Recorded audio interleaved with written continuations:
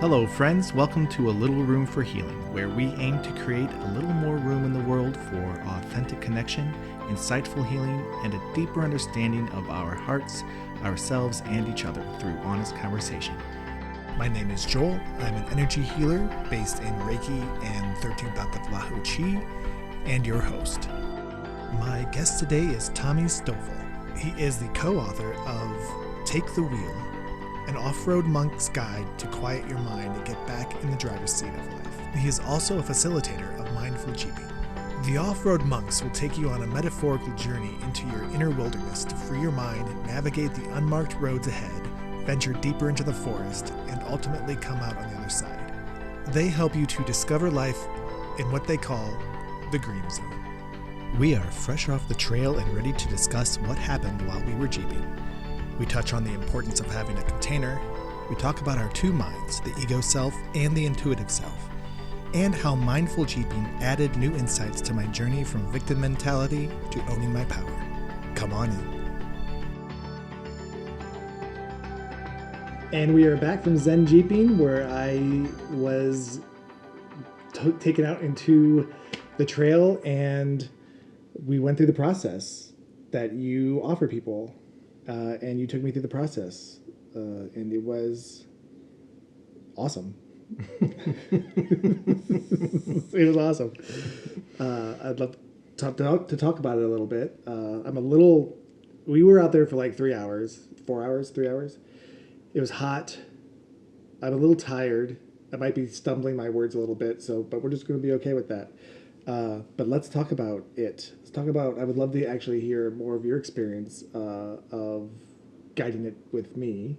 And I definitely want to talk about my experience of being the one that was guided and taught.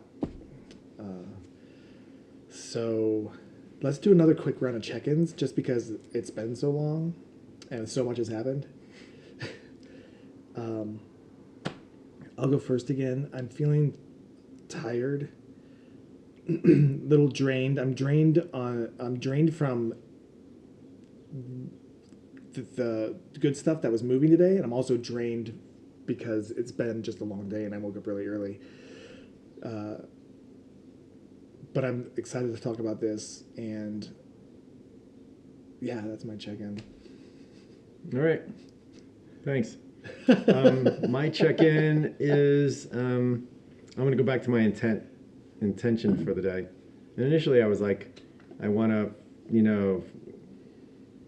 have less doubt or something like that. But now you're focusing on what you don't want, and you're attracting that. So I changed my intention as we just started the activity today. Mm-hmm. And my intention for today is to get this concept of the green zone out into the public forum. That term becomes just standard lingo for people, because it's such a helpful concept to understand that you have this ability as a human who's thinking, that we're always overloaded, that we always have thoughts in our head, that we always have all this pressure and all these things to do and all these to-dos to do and lists to do. And really, we have to make time to have these green zone experiences in our life. And it's just fundamentally required to help us keep any sense of calm in the chaos, any sense of order, any sense of inner peace. That's what that green zone represents. And what you did today is you gave yourself the gift of giving yourself a green zone day. And there's a lot of energy that came out and was moving around too, and that can feel a little tiring at the end of it. But yeah. So the check-in is that I'm excited to have watched you go through this, to have been there with you, to have seen it from my perspective, because I see these events happening within people all the time, and it's an honor and a special privilege to be able to help people with this level of inner work. So my check-in is ready to go. Excellent. Love it. A couple other, one other just acknowledgement for those that are watching the video and not just listening to it on audio is that we have changed locations. We started out in your headquarters of where where you live, and it's your office of all things Zen Jeep, right? Mm-hmm. And then we went to the park where we did the driving and the jeeping, and now we're at what you named the greenhouse, which is your retreat center house, and this is where we're landing for the second half of this. Can you actually? We talked about why we were going to do this. I would love to hear your words on that again. Mm-hmm. So, just starting as people living on this planet, right? We have, we have beds to sleep in. We have a kitchen to eat food in, and to clean afterwards, and a living quarters to live in. Hopefully some sort of roof, whether it has wheels or not, over our head. And so we just started there, as just two human beings. We had breakfast together, we had tea together, and then we, had our conversation. Then we went out intentionally into nature, to this park. It is a state park, and California has specialized state parks that are just for off-roading. So we have one very close, and that's part of why we're here. And that was setting the stage intentionally of getting ourselves into what we talked about, into this green zone experience, where we're not thinking about too much, we're not worried about too much, we don't have a lot of, we quieted down the responsibilities and the noise and the stuff in our head, and we just gave ourselves the opportunity to just be present in this activity. And so we went through that activity. And now we're at a place that is here, and the intention for this place is to be a place where people can do really deep work. And I feel that after having a green zone experience like the Zen Jeeping, and then coming to a retreat center for a deeper level of healing, that we're more open for that healing, and we're more prepared. There's less anxiety, less fear coming into it. You're kind of coming in with a clear head, maybe an open heart, and I feel that then whatever ceremonies you do after that, in a place like this that is designed to be a sacred space. This is, this energy of this house is designed to feel like high vibration, peaceful vibration, love vibration, high vibration, almost like a temple is the vibe that we have here.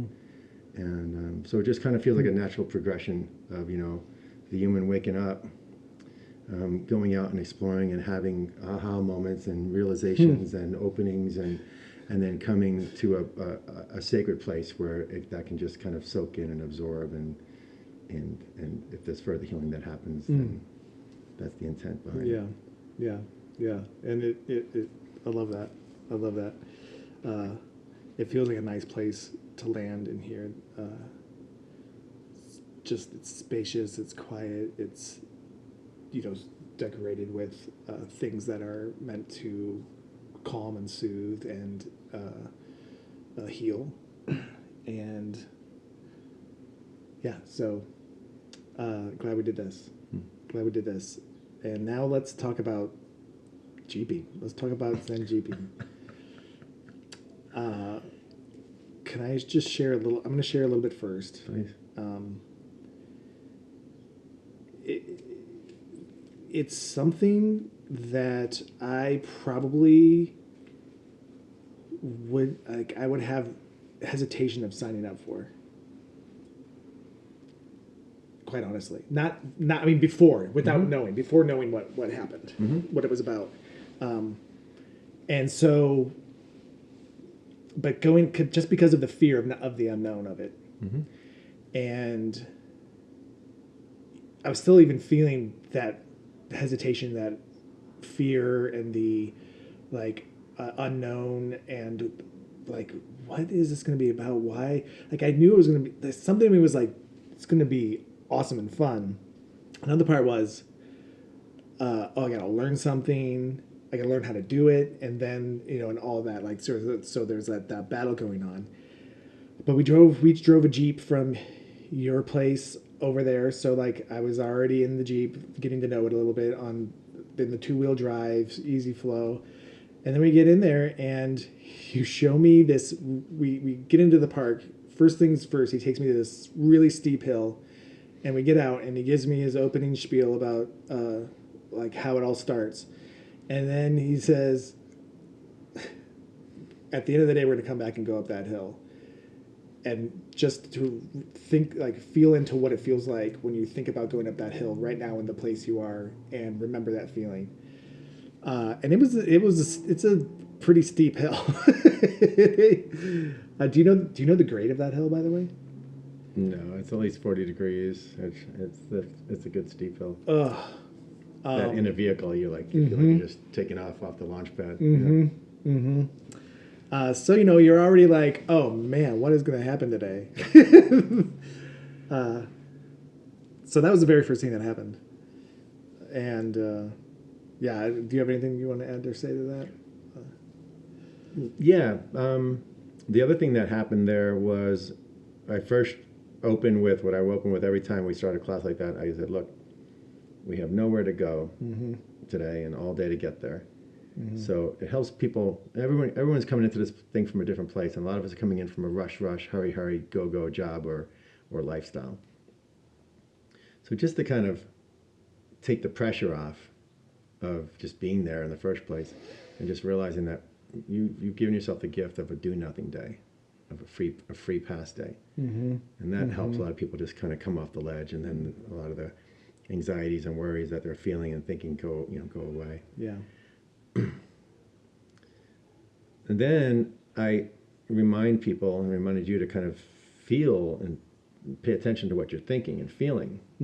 Because I'm intentionally taking you on a little bit of a roller coaster ride early on, just so people can kind of start to pay attention to their mind from a different perspective. They're not just in their mind and living life in their mind anymore. Then we now take them out and make them look at what they're saying and what they're thinking and what they're feeling. And that separation is a big step in our freeing ourselves from the clutches of a programmed ego mind. And there's probably better ways to explain that, but that sense of separation, for the first time in some people, they're looking at their thoughts now, and they're not their thoughts when they're looking at them. And that's a pretty powerful shift in perspective. And then to have yourself look at your thoughts and your feelings. When I point at that hill, and you're like, oh, what? Yeah. No way. No way.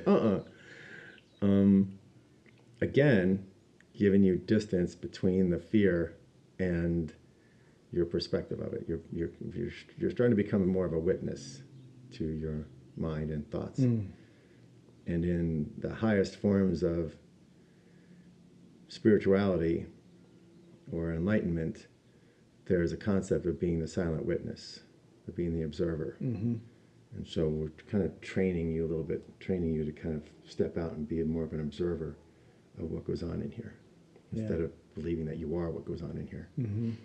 So there's all sorts of shenanigans going on. Oh yeah, intentionally. Definitely. I knew it. I'm like, oh, here he goes. Here's another shenanigan from this guy. And one of the part about that for me personally in my journey today is you've never done this before, Joel. This is me talking to myself. You've never done this before, Joel. You don't know how to do it. And then this person's telling you that at the end of the day you're going to go up there. You're going to go up there and do it. You have an option, is what I say. You're going to have the option. Yeah. Okay. There's an option, everybody. There's an option. I'm telling myself I have to do it. There's an option to do it at the end of the day. And it just, as I was listening to you explain what was going on with you and what you were bringing to the table, I realized, because of something that happened later, that this is something that I work with on a daily, maybe not a daily basis, but quite frequently in my life, where there's something ahead of me that I haven't done, and that I want to do, and that I'm scared to do, and I hold off on doing because I don't know how to do it yet. And it feels like that big hill, and it feels like I'm going to flip if I go up that hill just from first looking at it. And then we went and brick by brick, we built the tools to go up that hill throughout the day. And it was about it was like, I feel like it was like halfway through the day. I did something. You led me through one of the paths, one of the trails, and then I said to you, I had this realization. I was like, oh my God, I'm building the tools here to do it. And I felt this confidence just surge through my body. That was like not even thought about. It was just like, wow, I just literally learned step by step to learn how to use this Jeep, feel this Jeep, work this Jeep and maneuver this Jeep to go up something where some wheels were spinning out as I was going up it. But I kept a steady pedal and just kept going forward. And with the spinning wheels, I made it steadily and smoothly. And that's when it occurred to me that the Jeep is a metaphor for my body and my being. And if I take the time to learn myself and build the tools step by step, then that confidence is there to be able to do the things that I thought that I couldn't do.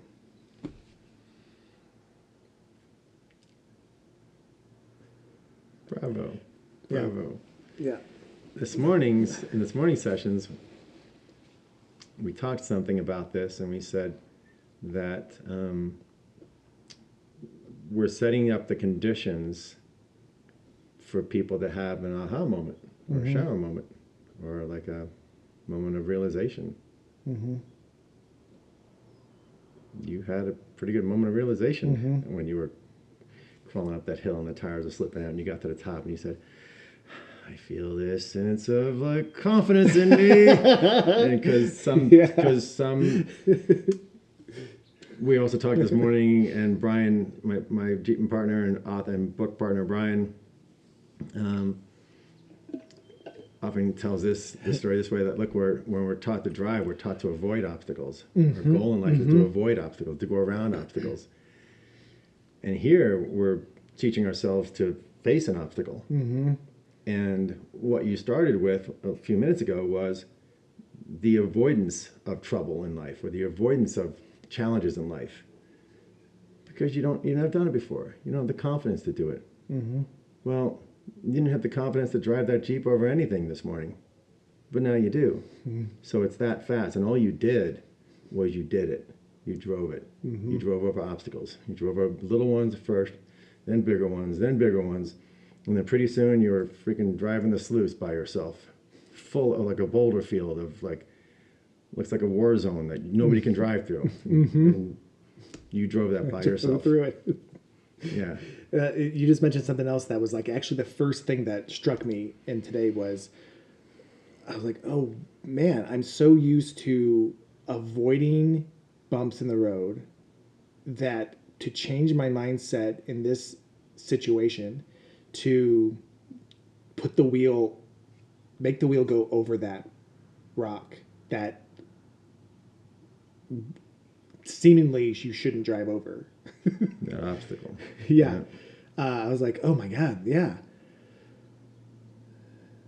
And then That was the first realization. That was the first tool. That was, besides learning like the ins and outs of the Jeep, that was the first tool. Is there's the obstacle, go drive over it. Let's go. And you're just like, okay, what's going to happen is we're going to get in the Jeep, and I'm going to drive first, and you're going to drive after me, and we're going to go over that bed of rocks right there. Why not? And I'm like bouncing all over the place in the cab. Lord, what the hell am I doing? and I'm ahead of you, bouncing along, looking in the rearview mirror, going, he's got to be thinking, what the hell am I doing? And how is this going to help me? How is this going to do any good for me? Yeah. But it's a beautiful metaphor for that in life, the obstacles we face. And it's fear of the future, it's fear of the unknown that, locks a lot of us up. It makes us procrastinate, it makes us delay, it makes us, put things off till tomorrow, what we can do today. Well, because we're afraid it won't work, or we haven't done it before, we don't want to embarrass ourselves. It's, whatever, however those fears manifest themselves. And this little game of driving over rocks, just kind of wipes that clean, and it shows you how to face your fears. That obstacle's a fear. Well, we know, we've been taught we got to face them. What does that mean? Drive over it. Yeah. Figure it out. Get past it. And just that mental exercise, coming from your prefrontal cortex, you're not in a place of fight or flight, right? You're not solving problems from hypervigilance or fear mode anymore. You're just like in the present moment, in nature, in a safe place, in really cool vehicles, having fun and laughing, and you're just facing fears, one after another, after another, after another, and then you have a realization like, oh, if I can do this here, I can do this anywhere, and then your confidence is in there. It's just been buried and brick in the wall. It's been bound up in fears, anxieties, worries, whatever, right? And bam, halfway up that hill, you got in the flow. You had aha moments. You had a moment of clarity of like understanding what was happening and why you were happening, and the feeling you came. And you got to the top of the hill and you said, right now I'm feeling this overwhelming sense of confidence just running through my body. I'm like, yeah. And when I just smiled at you, I'm like, yeah. And it was grounded confidence. Grounded like confidence. It was my body was so relaxed in the confidence. It wasn't like I was feeling confident and I was like, oh, and like, what do I do with this confidence? It was like, I have this confidence and I know what to fucking do with it. That's what it felt like. And you had that experience. And that was real. That is real. Now you carry that into life with you. This and even in that moment, I believe I remember saying this to you, or I mentioned something like this. Like people go out and do this often, and that kind of thing, just driving over things, off-roading, and and I've never done it without you holding a container for it, but I imagine that those people have a feeling of confidence when they're doing it, and I'm wondering if they, without the mindfulness container that you're putting around what we did today, are experiencing what I experienced. I'm so curious about that. The dogs all agree. The dogs are howling in unison. They're agreeing with whatever we're saying right now. We got some dogs. Because the way you held the container for me was what I think was what helped me get realize that I knew what we were in here for, and I knew we set intentions and we had a container of mindfulness and Zen and get in your body and feel and so anyway, I don't know. Plus you had an intention going in. What was it? It was about my power, and I can't remember it exactly right now. Did it have to do with your victim? And my victimhood, yeah. Oh, something did. What was that? Something did move with that. I can't think of it. I can't find it right now. Maybe it'll come up as we talk. When you came up that last part of that aha hill, your grounded confidence. Yeah. Dude, I didn't see any victim in there at all. Yeah. I think that's the experience of that realization I had yesterday, the mental realization that I had yesterday of, oh my God, if I'm in my power, there's no way I can be a victim. Vice versa, if I'm in my victimhood, there's no way I can be in my power. They just don't coincide. So I had now a somatic, visceral experience of being fully in my power, confident, and the victimhood was gone. Which, interestingly enough, feels like something that has happened, like I've done it before, but I've never been tuning in and aware of what exactly was happening. And now I've had the logic meet what we were talking about before, the head meet the body in that experience. So now I know what it feels like, that thought. That's the somatic piece of this, right? Yeah. Kind of the body, mind, spirit complex kind of come into a summer realization all together. And sometimes the head comes first and then the body comes later. And but yeah, this and that was the intention you set. So I want us to all Yeah. to understand and realize Yeah. that setting an intention and doing a mindfulness practice where your head gets quiet, you're out in nature, and you're open and you're doing something to overcome maybe some of those old triggers or traps, and wonderful things like this happen. And that's the power of this green zone experience. And so we talked about that too. Like, not everybody can go jeeping, not everyone can, do it, but it's important to find your own green zone practice. And What's amazing is what's just coming to me now is this is happening right on I'm about to go drive out in my camper van that I'm at my home, into nature. And I remember when I first left Portland and was driving down to LA and I just moved in the van, I was like, and I wasn't in my body. I was really nervous about this and I didn't know what I was doing. And I was like, oh my God, did I mess up? Did I do the wrong thing by moving into this van? And then I went and like got grounded in LA. And now as I'm going back out to try it again, the wilderness in the van, I start with this experience. Such a perfect doorway into the trying it again with this whole new grounded and somatic experience of confidence.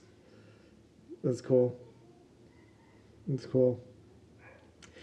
So one more thing happened.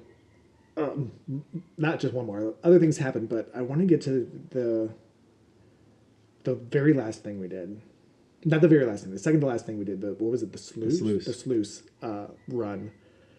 And this is a run that's on both sides. It's just lined with giant boulders that you can't drive over. And it feels really tight. So it's like the room for error feels really, like, upon first seeing it and walking through it, feels really, really low room for error. the word gauntlet. Yes, it's a gauntlet. It was a gauntlet. And he walks me up and he says, tell me, like, now that we've gotten to where we are, we've done all these things, you got a real good feel, you have, seems like you have like an instinct for the line and where to put the wheels. Tell me what you see here. And I looked at it, and about a quarter of the way down, there were just these two rocks in the middle. And that was where I stopped. I said, those two feel like the first challenge. And I don't know what to do to get around it. And I was like, I don't feel like I can do this. Mm-hmm. And so what do we do? You went down quarter by quarter. And even before that, though, we walked it. Oh, we walked it. We walked it all the way through. Oh, yeah, we walked through. We got closer to it. We looked at that. We looked at those big rocks. Yeah. And confirmed what you saw from the distance, that they were big rocks and they were in the way, and there wasn't an easy in the way. And there isn't an easy way. There isn't an easy way to go around them. So we have to get creative.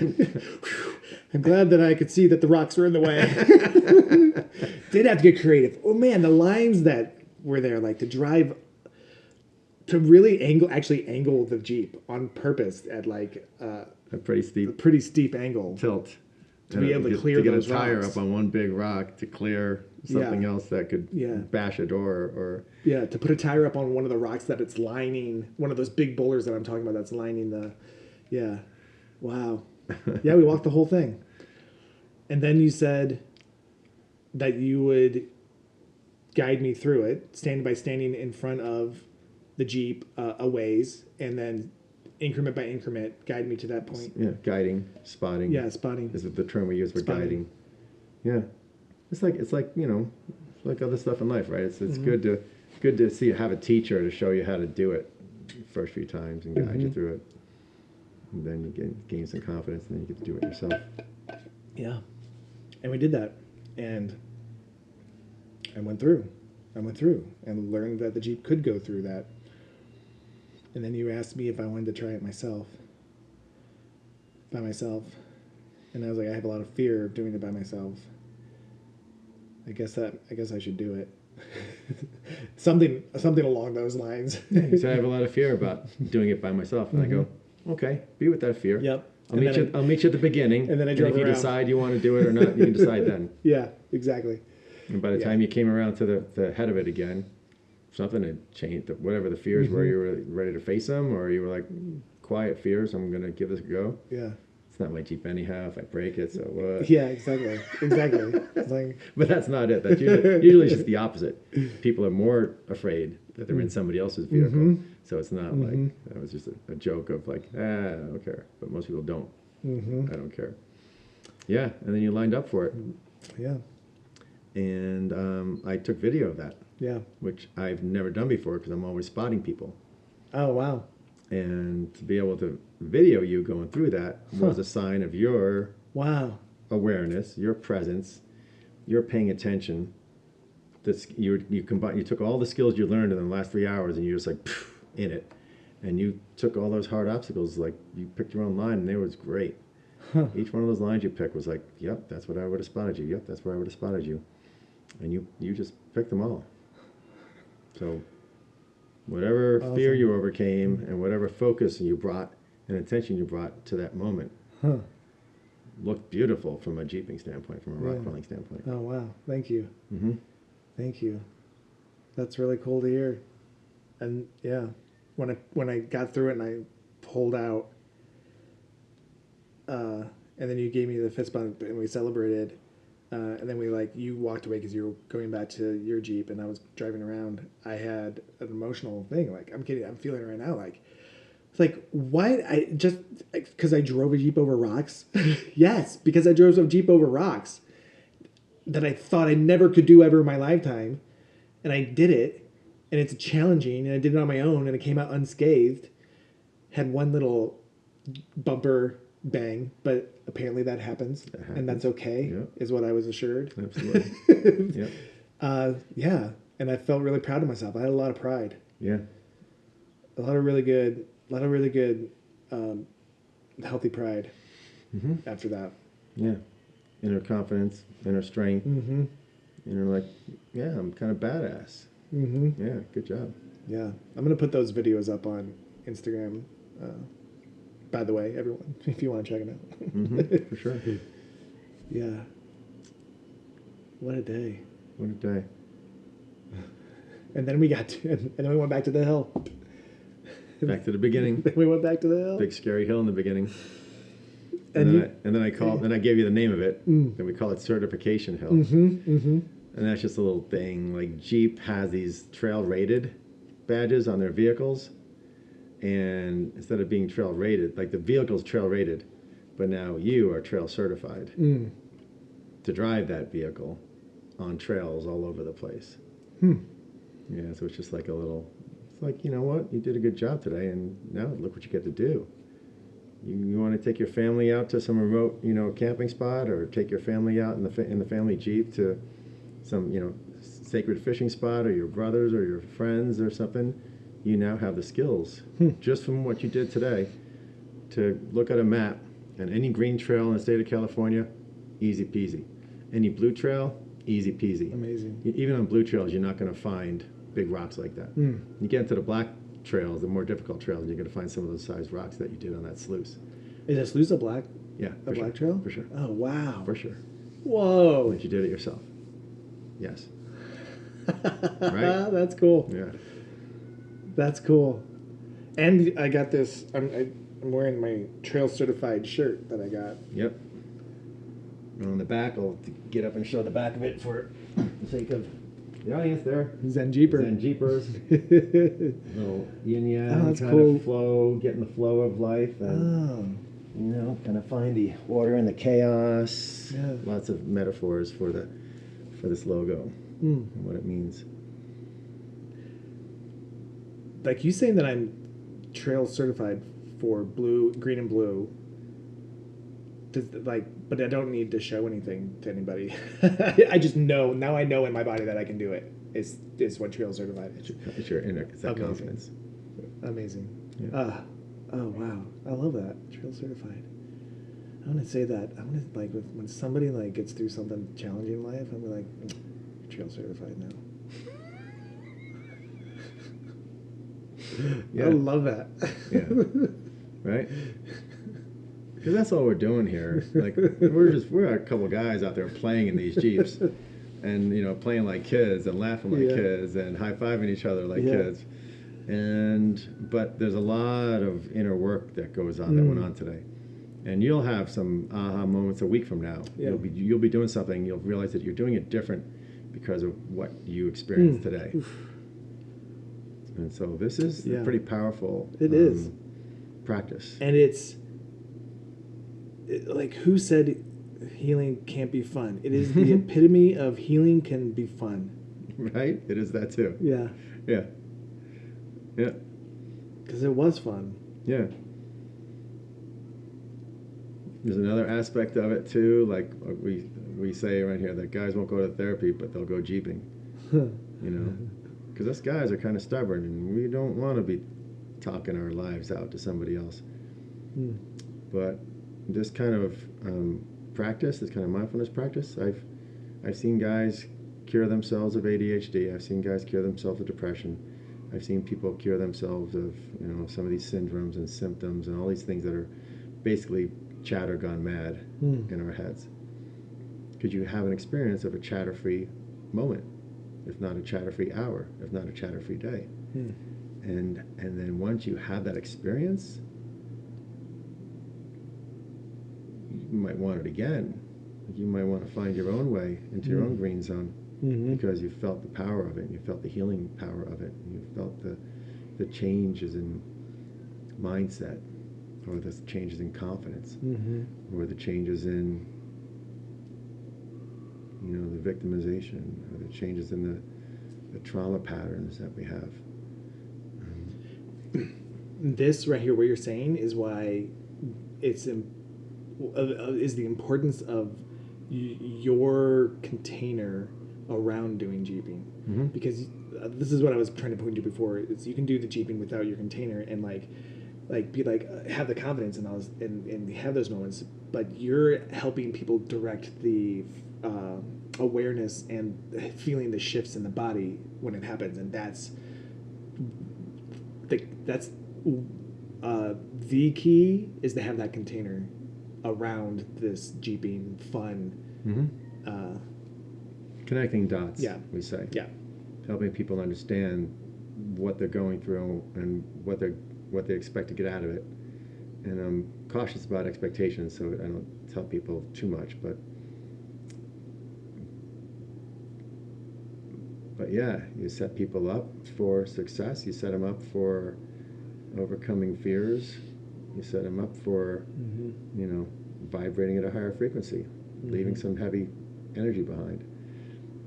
And that's the container we set up, Brian likes to say we create an opening. And then usually based on the intention that the person comes in with, they'll get. We're not the ones giving you the answer, right? We're not the ones telling you what to do or how to do it. Yeah. We're just pretty good at setting up a container, setting up an environment for personal awareness, personal growth, personal development, self-improvement, whatever all the catchwords are. We all have the inner wisdom to heal ourselves. We all have an inner sage. We just kind of teach you how to get the mind out of the way for a day so you can hear it when it comes in with its, self-enlightening empowerment.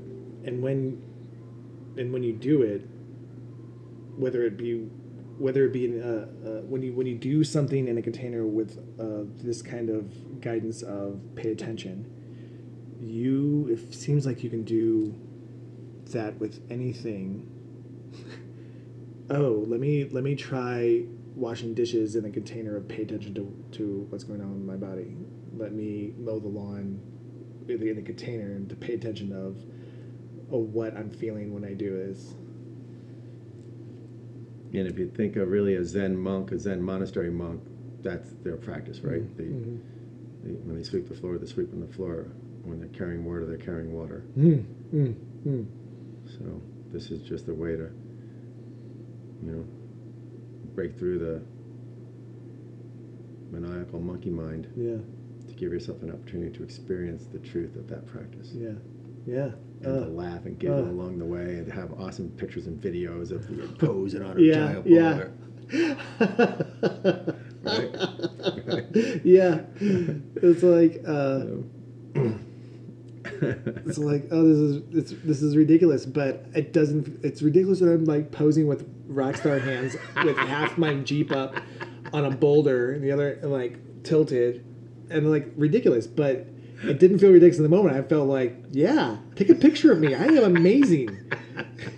And that's not ego amazing, right? That's not your ego going, yeah, look at me.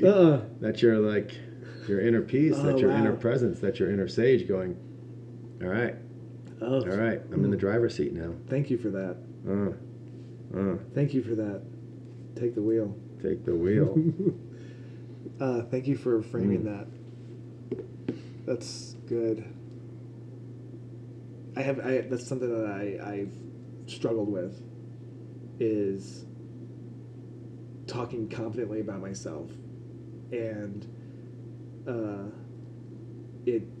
me feeling like it comes across as look at me. And I was even talking with my therapist about this. I was telling him about this earlier, I think over breakfast, that part of my marketing for myself as a healer, I feel like I struggle with, because I'm so nervous. I have a nervous energy of like, I'm going to be like, look at me, or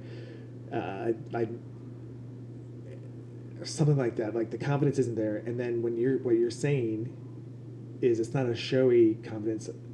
When I'm in my power, this is something that I was logically thinking, and you just helped me physically feel it. When I'm in my power, my therapist said, when you're in your power and you're marketing yourself, it'll just be natural, and it won't matter what you do, because you're confidently talking about who you are and what you're doing, and it's just you're grounded and you're centered in it, and there's no showy, there's no flash, there's just you. And you saying that, me posing in that Jeep half on a rock with my rock star hand, really was confidence from a centered place, even though it may have looked like it wasn't. I'm sorry, I'm processing this as I'm talking about it, so it's a little jumbly, but It's making perfect sense. yeah. And then the image that I just came to is sometimes, going back to the victimhood, right? Sometimes that happens because there's a dominant presence in your life, and you're kind of like, you're a victim to other people's dominance or their control. And this or this or whatever it was that came out was you snapping out from underneath that. And standing up on your own and going,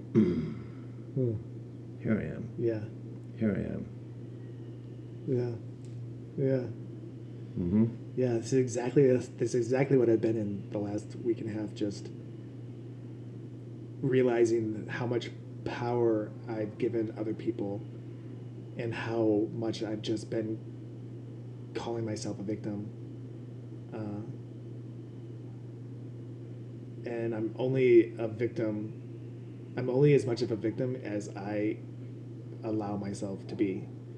And if I stop allowing myself to be a victim, then I will be the guy in the Jeep with rockstar hands. Say that out loud, but let's reframe it a little bit, right? After I said it, I was like, I could say it differently. Yeah. I could say it reverse. You can say, I know what it feels like to stand in my power now. Yeah. And there is no victimhood in that. Mm-hmm. The victim's gone. Yeah. Yeah. And now I'm going to stick to some sort of practice to make sure that the victim never comes back. Right. I like this position of power. Yeah. And it's not power over. It's just power from within, and it's an energy, and it's a spiritual energy. It's a benevolent energy. It's a loving energy. It's a peaceful energy. And when people think peace was weak, like, yeah, you want weak peace? Come hang out with me for a bit. I'll show you some not weak peace. Not weak peace. There's some fucking power in this peace, right? There's power in what we did today. Yeah. There's power in your presence right now, and there's power in my presence right now. There is. There's no victim. Yeah, even though in this room right now. Wow. You know what's wild is what's happening is like as I was talking when I was describing the victim, like I could feel it fighting to come back, and that's when you were like, let's reframe it, because it was fighting to come back. So like I'm in this like weird flux state of, and it reminded me of working with plant medicine, and this is what happens with plant medicine. You have these really intense, high experiences of you set an intention and then you meet this intention, and it's where you can be, it's where you can get, but you're not quite there yet. So when the medicine ends, you have to integrate the learning and the feeling of that, and in the integration you went back down to just above where you were, and you have to, in the integration, you're working to get back there in your day-to-day life without the medicine. So that's what happened. I just took medicine with you by jeeping. And I had this experience, and now I get to take that and integrate it and work myself way back to that in my day-to-day. Yep. Yeah. And the victim, you may hear it because that voice, the victim is just a voice. It's just chatter in the head is all it is. But it's been there for a long time. It's pretty well entrenched. It has roots and tentacles in a lot of parts of your mind and your belief system. But now you're going to see it coming. So if you go back to The Matrix, take the movie The Matrix, when the agent is first chasing Neo and starts shooting at him, Neo has enough presence and awareness to know what's happening, that there's danger coming at him, and he starts dodging it, right? The slow motion dodging of the bullets. Like that, you're going to see the victim coming. You're going to hear it. You're going to hear it. You caught it. You caught it a second after it slipped out, but you caught it. Now you know what it looks like and sounds like, and you know it's like not real and it's not for you anymore. So this is the integration. Yes. And it's not like you have to learn how to be confident. You don't have to learn how to love. You don't have to learn how to be present. You don't have to learn how to be spiritual. All those things you are. And it's just a matter of now discovering and finding these ego masks and facades and memories or mindsets or ideas or concepts or traumas, and now when they start to raise their head again, you're like, you know what, okay, we don't need to go down that path right now. So there comes a point, I'm going to say this as a belief of mine, and I'll say it out loud, and then you can feel whether this feels true or not. Okay. We are of two minds. I have this higher wisdom sense of myself that I can look at my consciousness, this presence that we're all born with, this life force energy that we're all born with. And over time, our society, quickly, before we're born even, we start getting programmed into a society that is divisive and separate, and I'm over here and you're over there. We're physically separate beings, and I have to, gain access to food and money and things for myself, and then I got to keep it to myself, and then you have all these fears and all these things. So that ego presence, that identification that we build in our society, is one of our minds. And some teachers call it the thinking mind. I call it the chatter mind. Some people call it the monkey mind. And I had this metaphor years back, like if you think of your body as an aircraft, and in the front of the aircraft there's the cockpit, and there's two seats. There's a pilot seat and a co-pilot seat, and the ego's in the co-pilot seat. It has to earn money and go to the store and buy food and cook and do things. It's got tasks to do. The co-pilot, the pilot, is the one who knows the big strategy. It kind of knows the flow of direction of life. It can feel the right way to go. It's the intuitive side of us. And somewhere in this society here on Earth, our co-pilots, just had a revolution and decided they didn't need the pilots and bonked them on the head and gagged them and bound them and tossed them in the back of the plane. And now they're up in the front of the plane doing everything, 24 hours a day, 7 days a week. It's exhausting, and the ego mind can't keep up. Yellow zone, red zone, snap, lose it. So part of this game that we're in now is to start distinguishing between whether an idea or a concept is coming through our higher self, or whether our ego mind is making it up, right? And what do we pay attention to? First one we had an experience with today. He said, "I think," and I said, "How do you feel?" Because the feeling is where our intuition is. Now, our brain has gotten pretty good at thinking it knows how to feel, and it can create emotions and, Right. and fears and stuff like that. But really, pay attention to what you think versus how you feel. Start making that distinction. You start being able to understand which one is your truth. And that's one kind of way to start distinguishing your intuition from your monkey mind.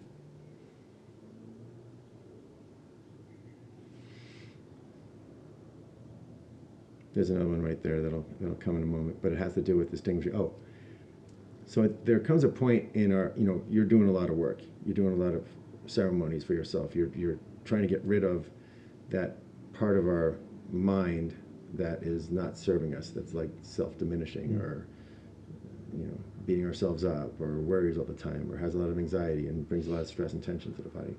Whatever flavor of the chatter we all have it, and we all have it different.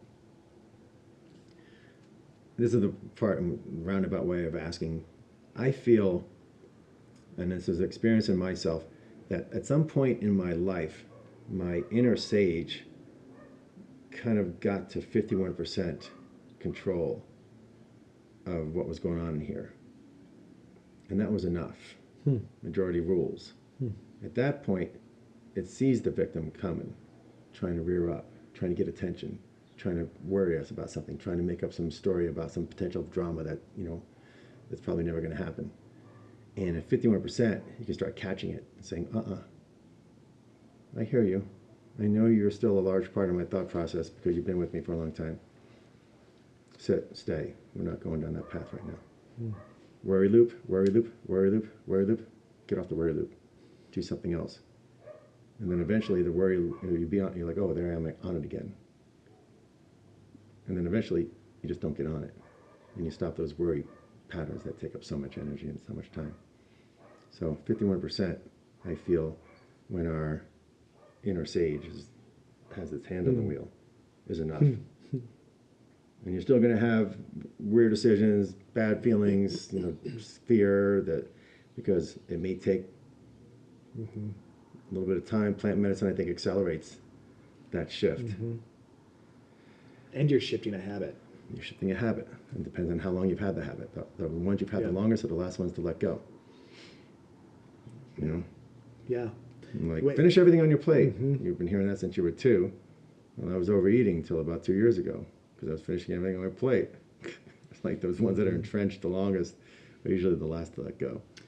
Yeah, this when you say that, it takes me back on the path that I've been on for a while now. Like, I started going to therapy 11 years ago and working with plant medicine like 8.5 years ago, and I can see the ones, like, when I got here to victimhood, when I saw it just the last couple of weeks, I was like, this feels like the big one. This feels like I don't know what's underneath it. There might be something else underneath it. Maybe there is. Maybe there isn't. I don't know. All I know is this feels like the big one. And I had ones that I thought were big before this one. that I released. So when the ones that are in there the longest, these other ones had released, and it's like you have to go. I'm working my way down. Working our way up, actually, to the bigger one. Oh, it's a another good reframe. Working your way up. It is. Can I say this real fast? Yeah. It is working your way up because as they release, you're getting bigger. you're lighter, more open, more connected. vibrating at a higher frequency. More So you're letting go of the lower vibrations. Yeah. So it is working up. You're right. Is that what you're going to say? I did say it. and then you beautifully explained it. Great. Thanks.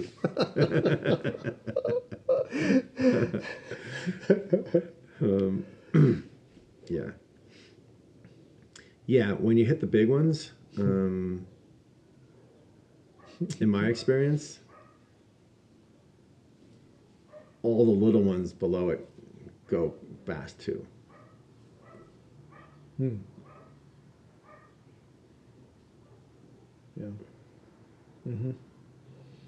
Yeah.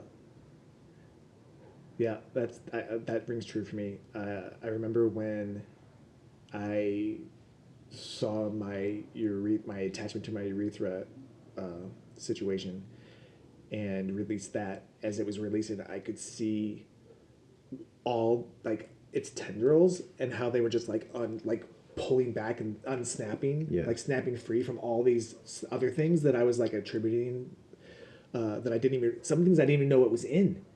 And I was like, oh, and then I saw that completely differently, and I saw that completely differently, and I was like, that one over there, and I'm like, oh my God, I didn't even know that it was in all those things. Yes. It's an amazing experience to feel that whoosh, whoosh, whoosh. Like a domino. It's a domino. Yeah. Yeah, cool. Yeah, it's a beautiful clearing experience. A beautiful activity in freedom. Yeah.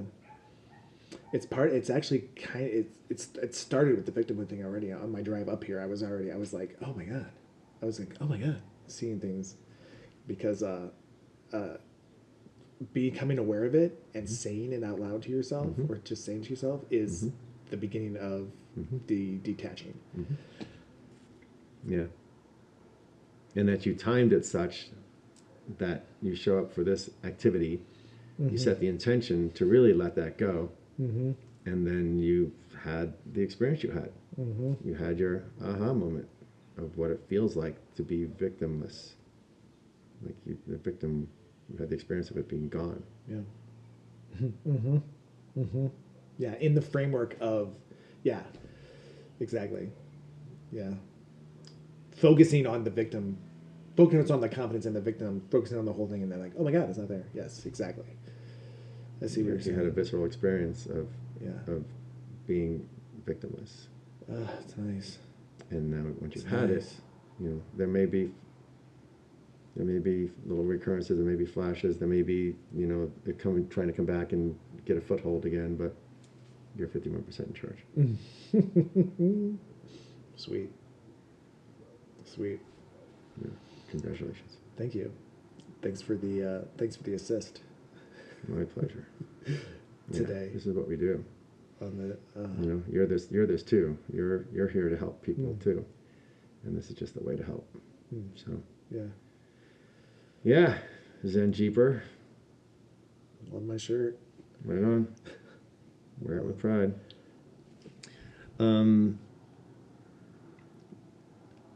One thing that's come up a couple times is calling it power back, like power. I can either send you this, it's like a poem almost that this woman kind of sings, and the idea is to do it line by line and say it for yourself. Do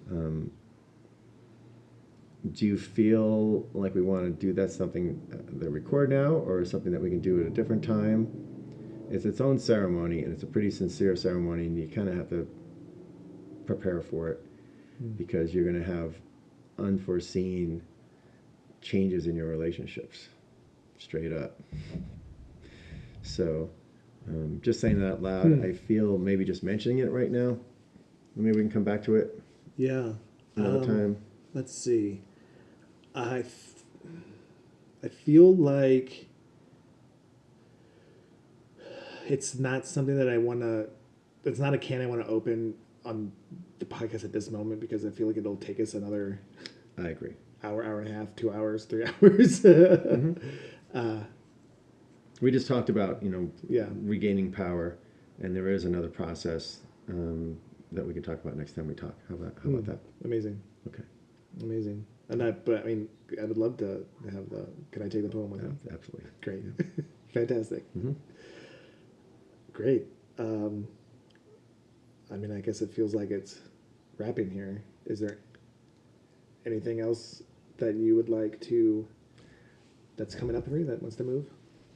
Yeah, as I said, my intention is to have this green zone terminology kind of become normal for people to understand their psyche and their inner like stresses and their inner anxieties and worries, and know that it's something that they weren't born with, and that society and life kind of built up this red zone and yellow zone, and that there's ways to undo it. So the ways are in the book. The book is designed to logically kind of take apart some of your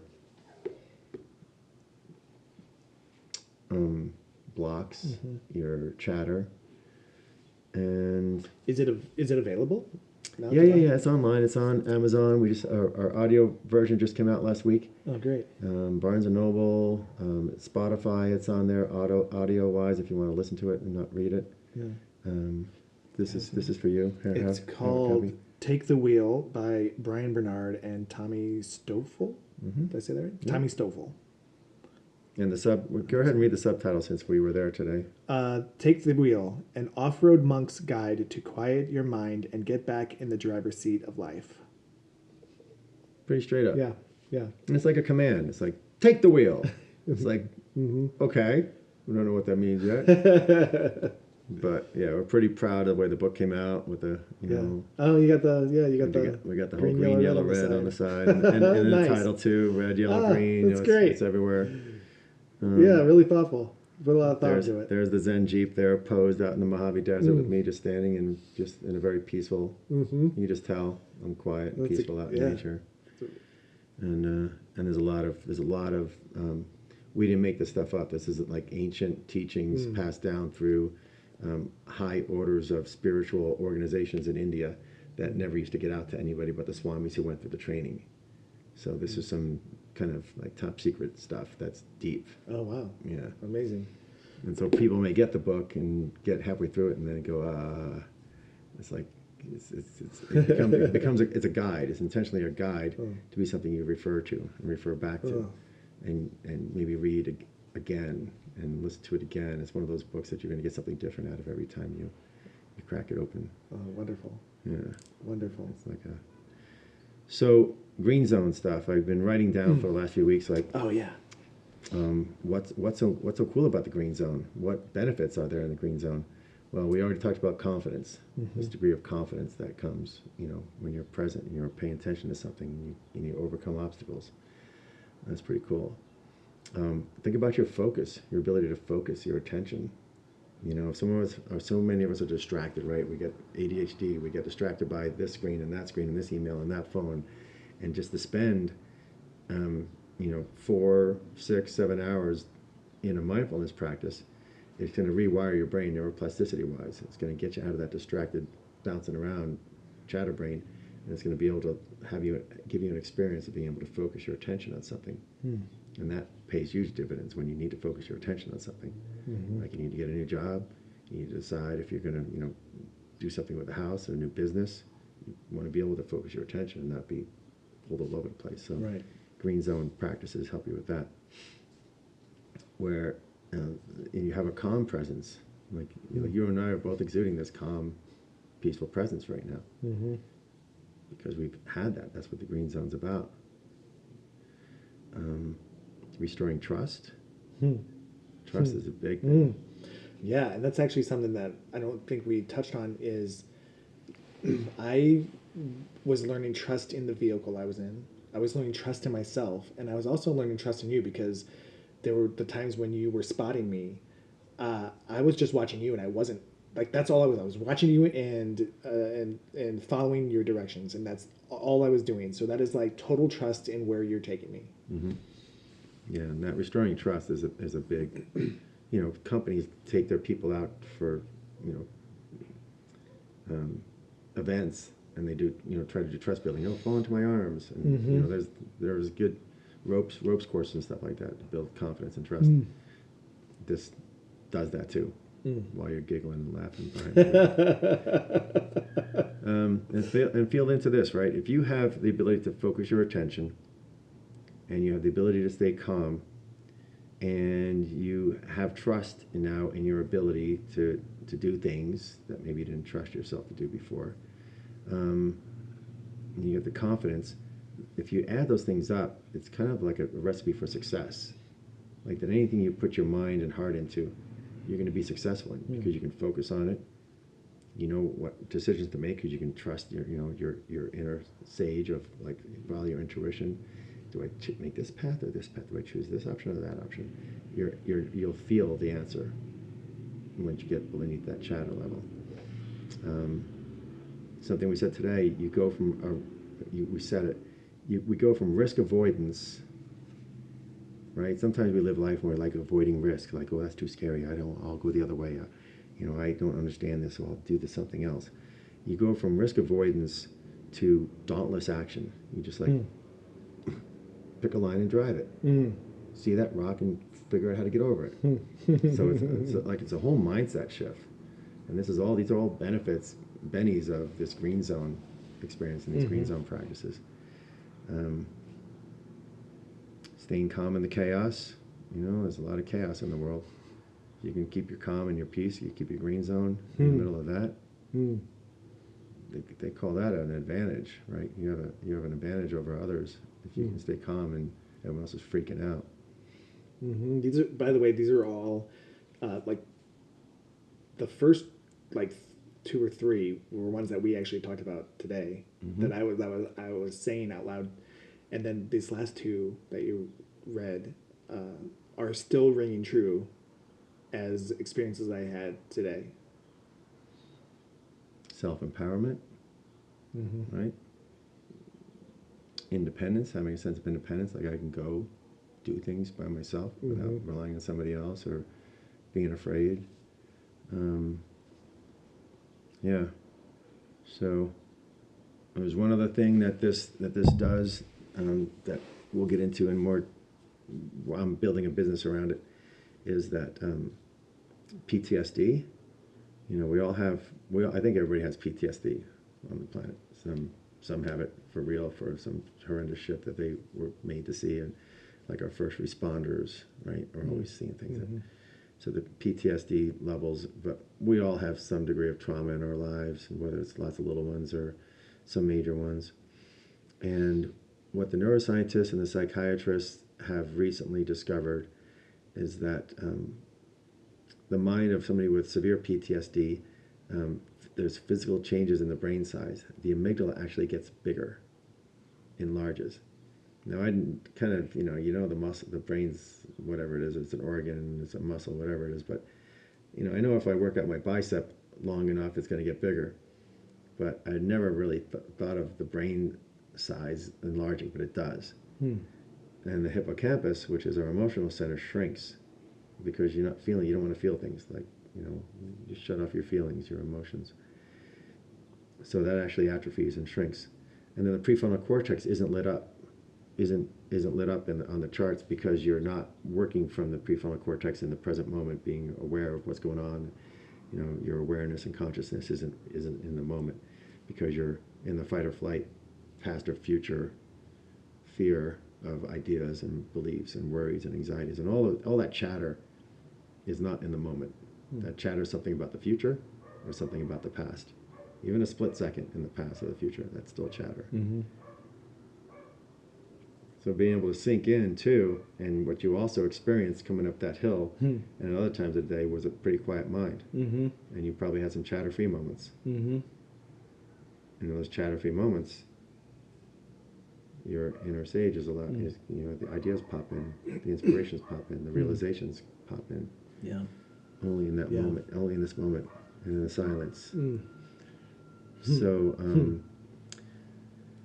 So there's a video talking about PTSD, and they said they found one thing, discovered one thing that will reverse the effects of PTSD on a mind, where the amygdala will shrink back to normal size, the hippocampus will re-enlarge back to its shape and form, and the prefrontal cortex will be lit up. And they say mindfulness practices. And in the video they go, like yoga and meditation. The first time I saw that, I'm like, bam, baby. Yoga, meditation, and Zen jeeping. Yeah. So in the next week or so, one of my jeepers is a lieutenant in the LAPD. We've had his troops come up, put them in jeeps, and I've seen them come out of hypervigilant alert mode into calm presence awareness in the course of a day. And one of my jeepers was a 911 operator for most of her career, and she is now a therapist, and she specializes in PTSD therapy. And she and I are getting together with a group called Wounded Warriors, and we're going to talk to them about the jeeping and the mindfulness practice that it is, and start to bring up some people and start to help people get out of their PTSD. Excellent. We're calling it PTSD recovery. Excellent. So That's so cool. that's coming. Thank you Yeah, for doing that. you bet. I can see how important it is as a modality, because it's the kind of thing that can reach people that, I think you were saying this before, that might not ordinarily, you were saying this about men. It reaches people who might not ordinarily look to things mindful because of the way it's been shaped in society. Yeah, you got to go tell you all your life to a therapist. Yeah. There's time and space for that, but this is it's a medicine. It's like a plant medicine. It shows you a path of possibility, and then once you see that path of possibility, you decide if you want to work towards clearing that hurdle or overcome that obstacle. Yeah. Amazing. Thanks for listening to that. Yeah. Now I feel complete. Go Green Zone. Go Green Zone. Let's Jeep. Go Green Zone.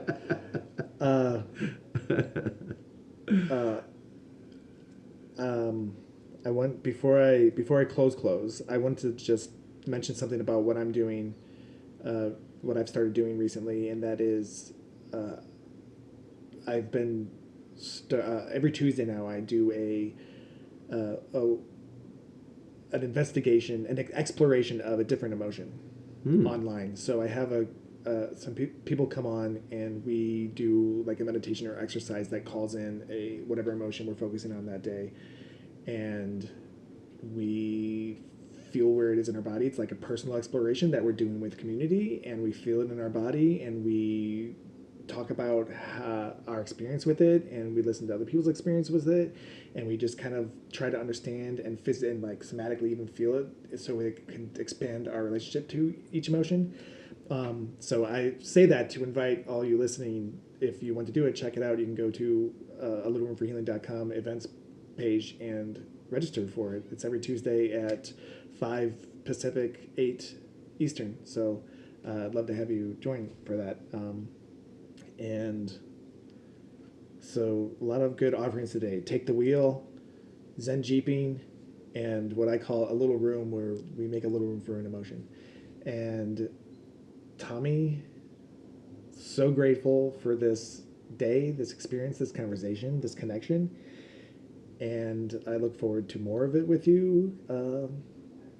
I'm grateful for all you shared and all you've been here with. So thank you so much for being here. Thank you so much for showing up, tapping in, and playing hard today, right? Playing this game and overcoming whatever anxieties, worries, and fears that can stop you on the way. You just overcame them all. You showed up, and here we are talking about the glory and the fun of this day. Yeah. And you and I, came into this morning with a bond that a lot of people don't have, and so I really want to just let you know how much I honor our friendship, and this is not the last time we're going to talk, right? We have work to do together, I feel, and this is maybe just the start of it. Well, that just a nice spike of energy through my body, chills, goosebumps, beautiful, agreed. All right. Yeah. All right. All right. Thank you so much. Let's go have dinner. Oh, let's do it. We're going to go have dinner. To all of you, I invite you all to make a little room for healing in your lives, and I will see you next time.